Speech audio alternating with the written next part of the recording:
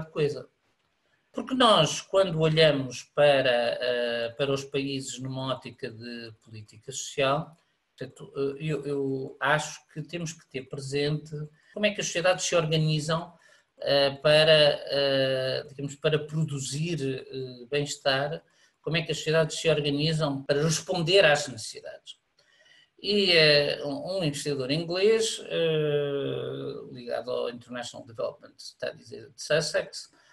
e depois à Universidade de Bath, de algum modo tentou sintetizar dizendo que nós hoje temos 3 grandes modelos sociais no mundo. Aquele que as economias avançadas digamos, reservaram para si próprios, que é o modelo do Estado de Providência. E no modelo do Estado de Providência o que nós temos é que economias formais geram seguranças sociais alargadas, acesso à saúde pública tendencialmente universal,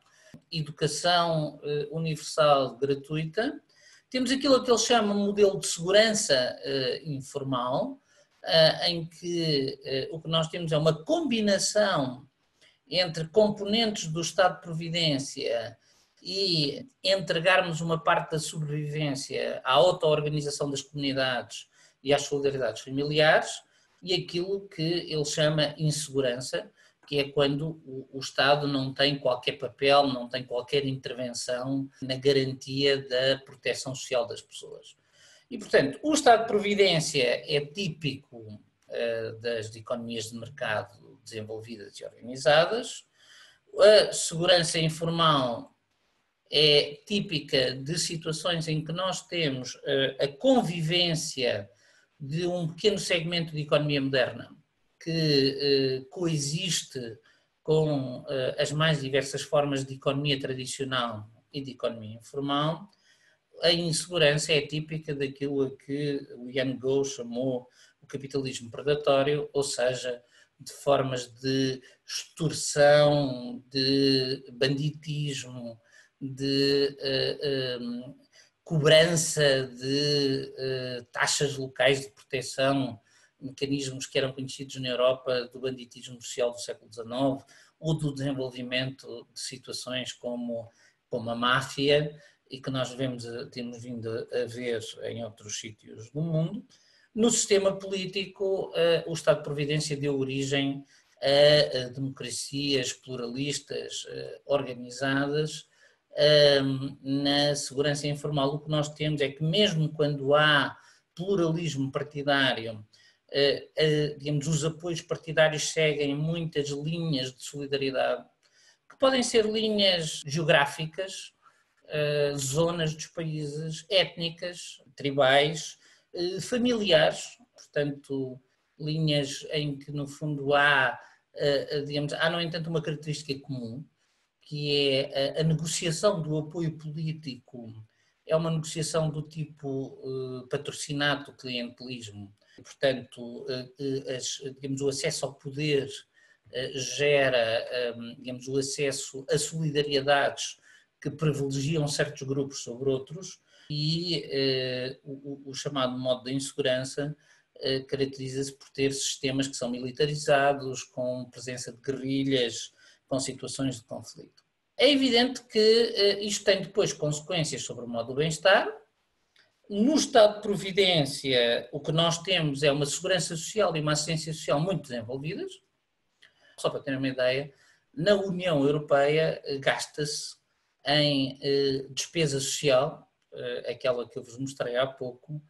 entre 50% e 60% da despesa pública. E a despesa pública é muito alta, gasta-se em despesa social em torno de 30% do PIB dos países. Um país como Portugal, agora os dados são sobre Portugal, gasta em pensões 12% do PIB, ou seja, um quarto de toda a sua despesa pública. Gasta em saúde 6% do PIB, ou seja, cerca de 12% de toda a sua despesa pública. Portanto, o Estado de Providência é um Estado em que os Estados assumem um nível muito forte de despesa social. Os países caracterizados pela segurança informal têm normalmente dispositivos de proteção social, de saúde, fragmentados, em que coexiste um sistema moderno igual ao dos Estados de Providência, mas com poucos beneficiários, com todo o tipo de solidariedades que vão das solidariedades individuais, entre grupos de família, grupos de parentesco, zonas de origem, há um grande peso da comunidade internacional, e portanto a comunidade internacional, nomeadamente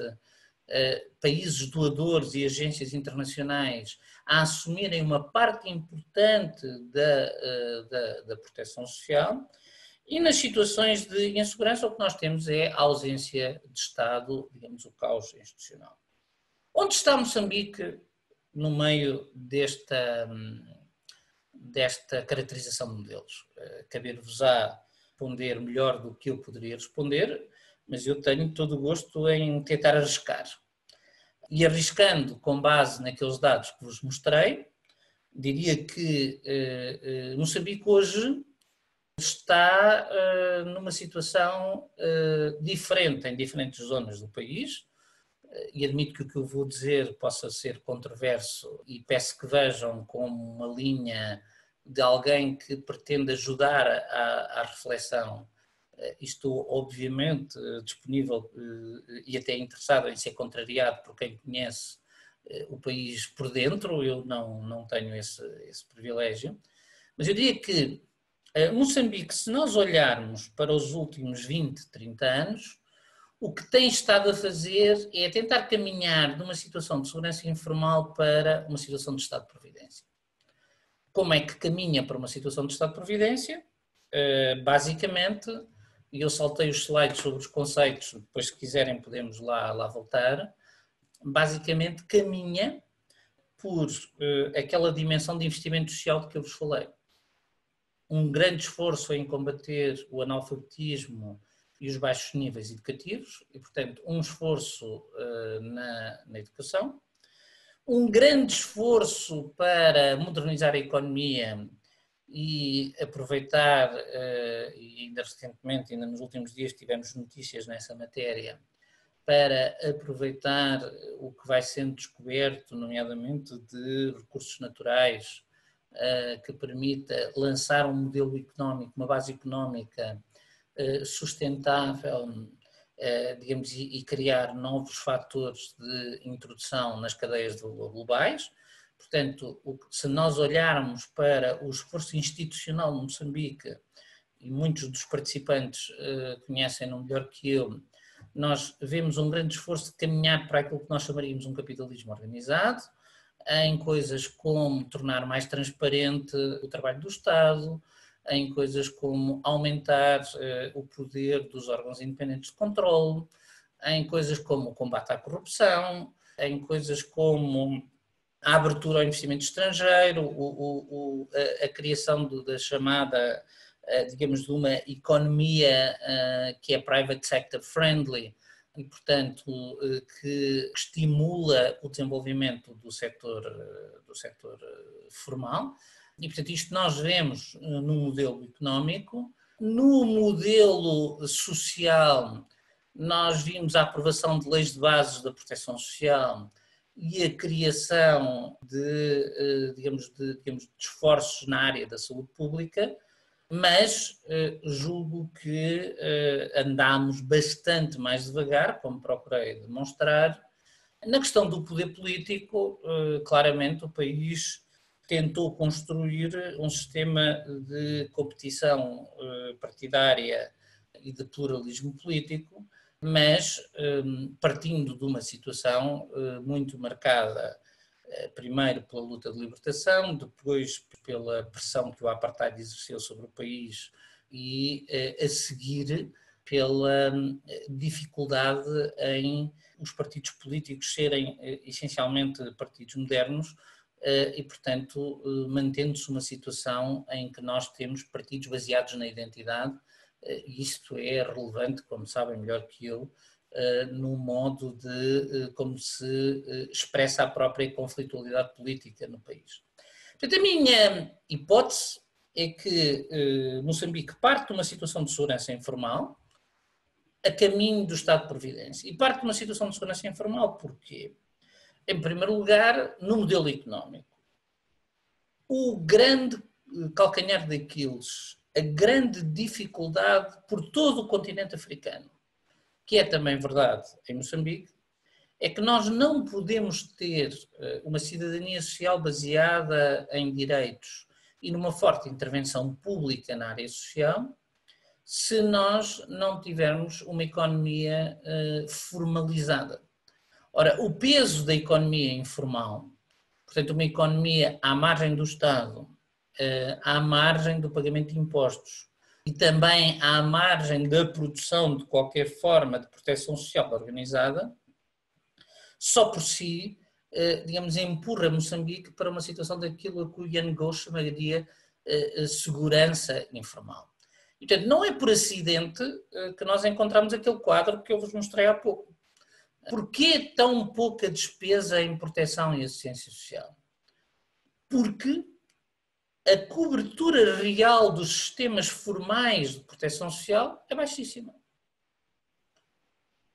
E porquê tão pouca despesa também mesmo na luta contra a pobreza? Porque, no fundo, Moçambique, como muitos países que no desenvolvimento do seu sistema de proteção de cidadania são hoje essencialmente dependentes e influenciados pela doutrina das instituições financeiras internacionais, tem concentrado todo o esforço apenas em situações de pobreza extrema. As cash transfers, que, por exemplo, o Banco Mundial organiza em Moçambique para várias zonas, são concentradas na redução da pobreza medida por aquele indicador mais baixinho e pelo indicador menos exigente do Índice de Desenvolvimento Humano, portanto, aquele indicador que é o equivalente a $1 de há umas décadas e, portanto, que agora está no 1,9 dólares equivalentes em paridades, o poder de compra, por país. Ora, concentrar a política social num nível de rendimentos tão baixo tem uma consequência que atrasa a formação de estados de providência. Porque, basicamente, apenas intervém em grupos extremamente pobres. Evidentemente que esses grupos podem ser extensos, e num país como Moçambique são extensos, mas não consolida, como o Estado de Providência procurou consolidar e procura consolidar, não consolida a criação de classes médias. Portanto, classes médias estabilizadas, de pessoas que têm acesso a um mínimo de rendimento para ter uma vida estável e previsível, que pagam impostos, que pagam contribuições, mas que por isso pedem também ao Estado segurança um dia contra o desemprego, como este caso vi com a Covid, ou segurança de que se houver um problema de saúde não têm que ir buscar ao seu orçamento ou pedir à solidariedade familiar, podem esperar que o Estado desenvolva através de um sistema de saúde de acesso universal esse acesso à saúde, não cria pessoas que confiam numa educação pública de qualidade, embora, como eu disse, Moçambique nesse capítulo até seja, digamos, um país com uma situação, mesmo nos resultados, tanto quanto sei, relativamente favorável, por exemplo, quando comparado com outros países